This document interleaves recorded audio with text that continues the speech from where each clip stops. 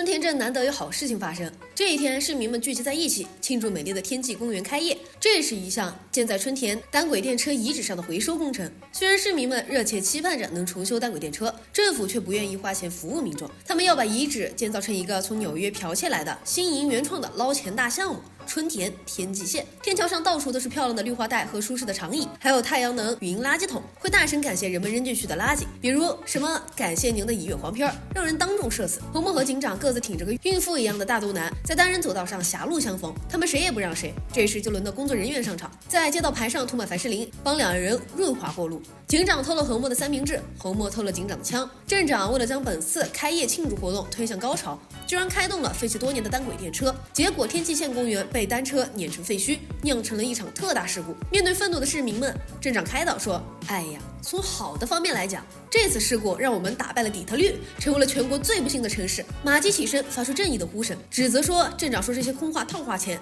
就不能在电车轮子前加块砖。镇长嘲笑马基，表示治理城市可是男人的工作，比你们女人做美甲复杂多了。台下听众哄堂大笑。镇长一边说着自己尊重女性，一边让女人们去泡咖啡切蛋糕。马基气得3天没缓过劲儿来，回家把胡萝卜当成镇长的草包脑袋切。丽莎趁机附和老妈说，如今这世界性别歧视旧社会还严重。马基越骂越来劲儿，认为那个草包镇长没啥了不起，换自己来一样能干好。丽莎大力赞成，认为老妈当镇长是春田镇的福报，她擅长制定计划、核查预算，而且多亏了3天2头吃官司的老莫。马基现在也算法院体系的专家了。正所谓能力越大，责任越大。马基当镇长是民心所向，众望所归。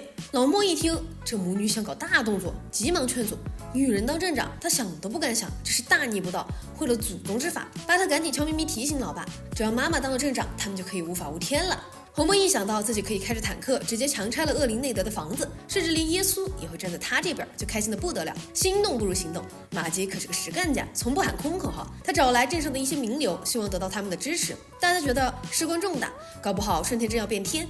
毕竟昆碧一直在当镇长，时间久到，大家都理所当然的认为他就该当一辈子镇长。现在马基一个家庭主妇要去挑战昆碧的权威，难度有点大呀。从政的秘诀就是说大多数人想听的话。不停地说，直到你的投票数达到51%，然后你就可以像疯子一样瞎管理了。教授将选民群众按人数比例划分，首先是乡巴佬目标，马基承诺和他们一起对抗税务官，然后是动物保护主义者，允许他们在公园里遛任何宠物，只要别让他们吃人就行。担心妈妈、移民餐厅老板、黑手党头目，马基亲自接触每一个群体，承诺只要自己竞选成功，就满足他们的一切诉求。经过不懈努力，马基的支持率一路飙升，因为大家都见到了现任镇长有多烂，就算马基还属于画大饼阶段，不少选民都觉得有承诺至少意味着有希望。不久，市政厅举行了候选人辩论赛，马基靠着讨好迎合大量小选区，获得了站在演讲台上的机会，但他必须提出能吸引春田人的提议，才能锁定胜局。马基思来想去，看到远处燃烧的轮胎山，灵机一动，表示只要大家选他上台，他就把那火给灭了。人们一听这话，眼里都有了光。这场大火严重影响了春田人的生活质量，可毕坤在任这么多年，从没提过要灭火。他宁愿把钱花在愚蠢的一次性天际线公园上，也不愿意真正的造福人民，改善民生。于是马基成为春田镇第1位女镇长。庆祝晚会上，马基和老公偷偷亲热时，期待着无法无天的红墨感叹道：我之前真应该投你一票。马基的脸有点绿。为了兑现对选民的承诺，马基一声令下，开动推土机，卖轮胎大火纪念品的店主舍命挡在推土机面前。马基劝店主摸摸良心，就为了卖这些廉价小玩意儿，他不惜污染全镇的空气。店主说：不听，王八念经。马基总不能为了灭火把这钉子户店主抓起来，灭火计划就此作罢。马基镇长的风评从此急转直下，春田人大骂他是骗子。马基天天泡在办公室里，苦苦思考着如何灭火。红木和巴特不关心他的事业，只想借他的权势为所欲为。他们在办公室里大打出手，一派父慈子孝的情形，丝毫没有注意到他们的一举一动都会影响马基镇长的公众形象。马基说不期待爷俩帮他长脸了，只要学丽莎一样乖就行了。当然这也是做梦。燃烧的轮胎山前，有了纪念品店主带头，陆续又冒出一批反对灭火的人。马基几番交涉都没有成功，心里憋了一股火，语气有些不客气起来。结果纪念品店主是越战老兵，他一下子又落得个侮辱老兵的罪名。新镇长的支持率一跌再跌，政农团建议他开一场脱稿直播，和选民们真心交流。当然脱稿只是噱头，实际上还是有剧本。马基的直播刚开始，不明所以的红墨就跑来捣乱，一会儿敲着饭碗喊饿，一会儿问烘干机能不能热素食。马基一直强忍怒气，保持一颜微笑。政农团惊讶地发现，选民们很喜欢看这种家庭闹剧，觉得马基这个镇长很真实，很接地气。马基的支持率直线飙升，又一次超过了昆碧。政农团总结经验，对马基说：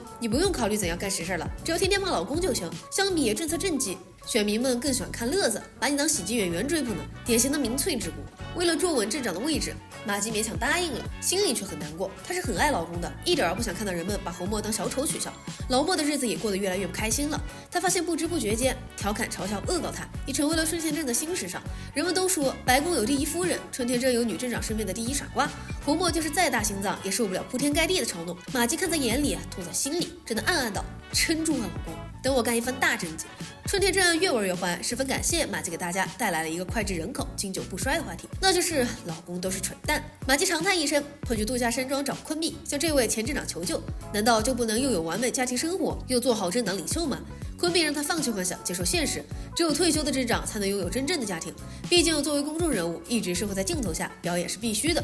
完成最后一次剪彩仪式后，马吉觉得谎话说的够多了，他当着众人的面说侯默的好话，秀起了夫妻恩爱。这人设一崩塌，入戏太深的选民们纷纷震怒。8年后，早已卸任的马吉牵着侯默的手走过功德林，大厅里记录了他执政时的种种政绩。但选举换代是不可避免的结果，昆碧重新当选镇长，大家都不记得马吉干的许多实事，只说还是昆碧的草包人设一直没崩啊，太值得信赖了。温馨提示，这是一个有关吃人的恐怖小故事，可能会引起不适，请谨慎观看。话说这一条，马吉带着孩子们去姨妈家玩，侯默独自宅在家，过起了暴饮暴食的幸福生活。但他只管吃不管买，几天后冰箱就一扫而空了。侯默无视掉蔬菜瓜果，从冰箱里翻出了最后一根热狗。他对吃肉一向高度重视，哪怕只有一根热狗，也要精心烧烤。在切热狗时，侯默不小心切掉了一根手指，指头在烤架上冒出香气儿。侯默很快就从手疼变成嘴馋，自己的手指是什么味道？侯默抵挡不住诱惑，偷尝了邪恶的禁果，从此一发不可收拾。侯默心想，自己比最肥的猪吃的还多，动的还少，他的肉当然更好吃。侯默本来发誓不再吃自己，无奈馋瘾实在太大，他心说只吃一点点就好，于是又切下一根手指。内德邀请他到家里吃饭，侯默发现他以前最爱的牛排、烤火鸡，现在吃起来润彤嚼辣，他的味觉已经彻底改变。回家后，侯默开始用自己这一身肥膘制作人肉大餐。他吃饱喝足，感叹一声：“为了不出门，我真是费尽心血呀。”等马吉和孩子们回来时，发现侯默瘦了一圈。侯默解释说自己在减肥。这天晚上，马吉半夜里被咀嚼声惊醒，他下楼一瞧，差点被吓死。侯默居然在吃自己的腿。第二天一早，马吉就带侯默去看心理医生。再这样吃下去，侯默的小命就没了呀。然而无济于事，马吉绝望地离开了老公。侯默仰天长叹道：“我之所以吃掉自己，是因为我讨厌自己呀。”为了获得马吉和孩子们的原谅，侯默用自己仅剩的身体制作了一桌丧宴。他的遗言是：虽然我做人很失败，但我作为食材却很成功。10天后，侯默问耶稣知不知道自己被吃掉的感觉。耶稣长叹一声说：每个周末我都在被吃呢。以上就是辛普森一家第29季6集的全部内容。这里是草泥影院，感谢观众朋友们的关注和支持，小视频我们再见。